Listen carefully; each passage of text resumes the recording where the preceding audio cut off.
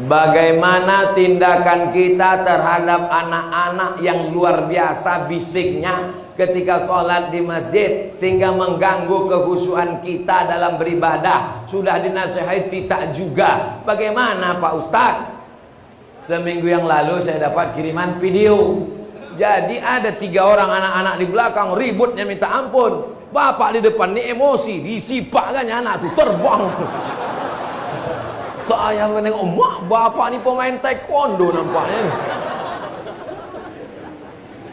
Kalau di masjidmu masih ada anak-anak, berarti 30 tahun lagi Masjid Raya Al-Muttaqin masih ada orang sholat berjamaah.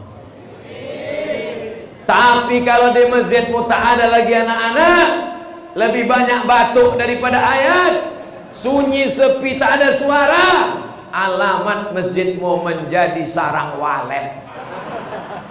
Jadi kalau begitu anak-anak ke masjid ini bagus apa tak bagus? Pandang kanan anak-anak, pandang kiri, masih merekam anakku, ya Allah, anak soleh. Pandang ke depan anak-anak, pandang ke kiri, anak-anak perempuan pula berjilbab terjebak di tengah bapak-bapak. Begitulah dia sayang sama ayahnya. Cinta pertama anak perempuan adalah ayahnya. Jangan sampai dia curhat ke anak lajang yang bukan mahram gara-gara jauh dari ayah. Dekat hubungan dengan anak. Cuman kadang anak ini kan tak semuanya baik macam Ustaz Somad waktu kecil dulu. Jadi bisa ditiru yang dilakukan Masjid Agung An-Nur Pekanbaru. Jadi waktu saya ceramah Ramadan, pas pulang saya tengok anak-anak dibariskan satu di belakang. Ada petugas satu orang pakai jubah warna hijau membawa rotan. Begitu saya dekat, senyum dia. Mau kau pukul anak? Enggak, nakut-nakut dia. Berani kau pukul anak? Ngamuklah bapaknya Pak Ustaz. Jadi silakan anak-anak di belakang, tapi ada satu petugas supaya anak-anaknya angkat satu petugas. Nanti petugas ini sholatnya belakangan. Pas sudah di ujung-ujung masbuk dia, atau dibuatkan sholat khusus untuk dia berjamaah dengan jamaah yang lain. Sama macam petugas penjaga imam di Masjidil Haram. Karena takut imam ditikam orang dari belakang. Nikam tak banyak, yang mau selfie nih yang banyak. Nanti begitu salat, assalamualaikum warahmatullah, assalamualaikum warahmatullah. Mereka pun pergi sholat, tetap dapat pahala berjamaah. Apakah boleh anak-anak kecil ini diselipkan di tengah sop bapak-bapak supaya anak ini diam? Anak-anak memutus sop, tapi dia tidak memutus sop kalau cukup 3 syarat. Yang pertama, ujung senapang angin sudah berpotong. Kan tak mungkin kita angkat satu petugas di pintu, tugasnya membuka kolor, tengok, oh udah lewat, oh belum ke sana, oh udah. Ini setengah nih kan.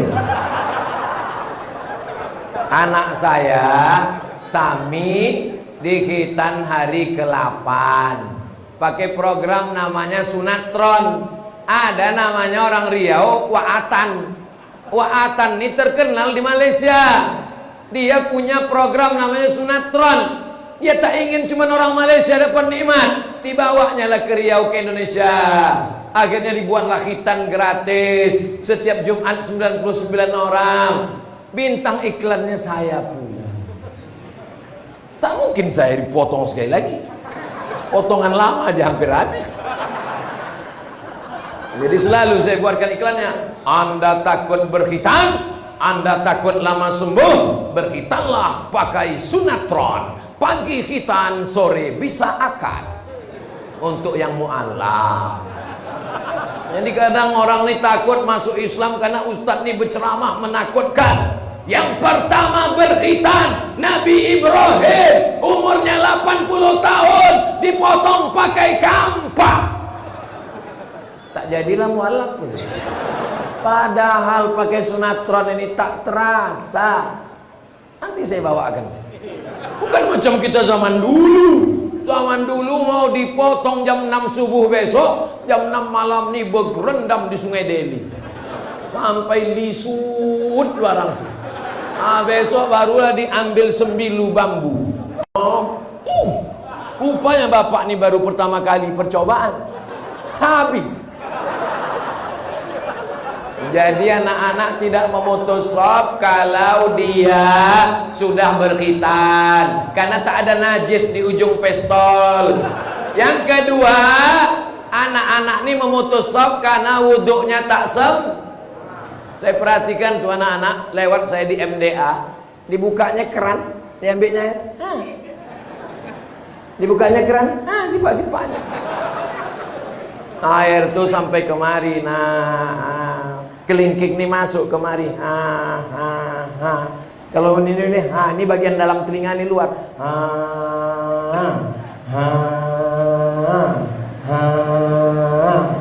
begitu. Ini sekarang udah ambil. Yang ketiga, anak ini tidak memutus shaf kalau dia tahu rukun syarat sholat. Sebab kalau dia tak tahu rukun syarat, wajib, sunat, makruh, kaifiat sholat, bisa memutus shaf. Itulah maka jalan keluarnya, kata Syekh Atiyah Safar, anak-anak dikhawatirkan 3, maka dibuatkan satu shaf khusus di belah. Fungsi anak dibuat di belakang menjadi batas antara laki-laki dewasa dengan perempuan Karena kalau tak ada anak-anak pembatasnya, langsung berjumpa shaf belakang dengan ibu-ibu di belakang. Pas pula yang shaf belakangnya anak-anak muda, di belakangnya anak gadis, lain bunyi aminnya. Ghairil maghdubi alaihim waladdallin.